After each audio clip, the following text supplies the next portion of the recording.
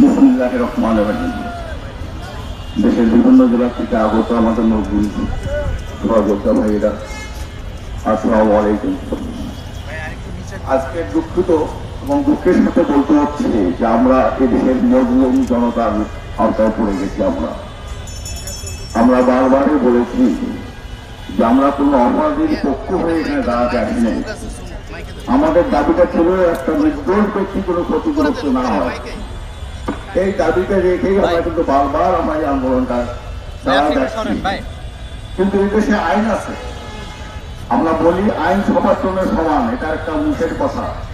এদেশের আইনের প্রয়োগটা হয় মান্যবরদের জন্য একভাবে আর মজলুমদের জন্য একভাবে। আমরা এই অসহায় জনগোষ্ঠী আজকে 23 দফায় 57 দিন আমরা এই পথে পড়েছিলাম। এদেশের সুশীল সমাজ নাম শুনি আমরা, মানবাধিকার কমিশন বলতে একটা কমিশন আছে, নাম শুনি আমরা, যুব সমাজ, পেশাজীবী সংগঠন, আপনাদেরকে বরাবরই আমরা আহ্বান জানিয়েছিলাম যে আমরা মজলুম, আমাদের দাবির সপক্ষে আপনাদের সম্পৃক্ততা কামনা করছি। কেউ আগায় আসছিল, কেউ আগায় আসে নাই। এটা বলতে চাই একটা অপরাধকে দেখে অপরাধকে উস্কে দেওয়ার সামিল। এটাকে যদি প্রথমেই যদি এটাকে পরাস্ত করা না যায়, তাহলে পিলখানার আবার একটা ঘটনা ঘটবে, আবার অনুরূপ ঘটনা ঘটবে, শাপলা চত্বরের আবার অনুরূপ ঘটনা ঘটবে। এটা বাস্তবতা। তা আমরা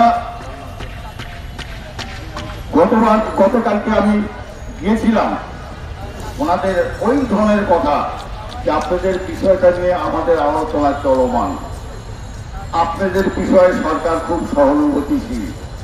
যে সমস্ত কথাগুলো ইতিপূর্বে আমাদেরকে বলে এই মজলুমদের সাথে প্ররোচনা করা হয়েছে, আমাদেরকে নিগৃহীত করা হয়েছে, এখন এই একই সুরেই কথা ওনারা বলতে চাচ্ছেন। কালকে আমাদেরকে নিয়ে গেল, আমরা ওখানে বলছিলাম, জোরালো ভাবে বলেছি যে আমাদের অবস্থান কোনো অপরাধীর পক্ষে নয়।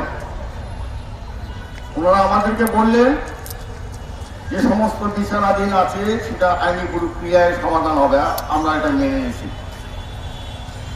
তাদের আইনি প্রক্রিয়ায় তার ব্যাপারটা সমাধান হবে। তার মধ্যে আমরা একটা প্রশ্ন করেছিলাম যে কোনো নির্দোষ ব্যক্তি যেন দায়গ্রস্ত না হয় আর একটা দোষী যেন ছাড় না পায়। আমাদের দাবির মধ্যে কোনো ভুল ছিল? এই বৃষ্টি বাদল অপেক্ষা করে এই মজলুম জনগোষ্ঠী আজকে এখানে বসে আছে।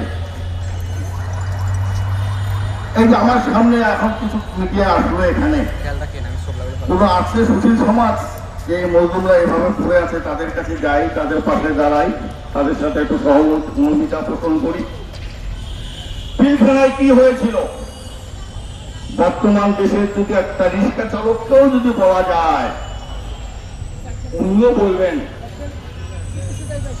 আচ্ছা, আমি আমার বক্তব্য শেষ করছি। আমার এই সংগঠনের সভাপতি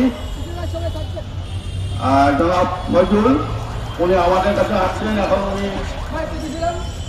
আপনাদের সামনে কি পেলেন আমরা অপেক্ষা করবো এবং বুক দিয়ে আমরা শুনবো, এবং পরবর্তীতে কেন্দ্রের সিদ্ধান্ত যা বলে আমরা সেই সিদ্ধান্ত গ্রহণ করবো। আপনাদেরকে এই ধৈর্য ধরে অপেক্ষা করার কারণে আপনাদেরকে অন্তরের অন্তরস্থল থেকে ধন্যবাদ জানাচ্ছি। এখন আমার সভাপতি কথা বলবে, আপনারা মৃদুভাবে শুনবেন। ধন্যবাদ। আসসালামু আলাইকুম।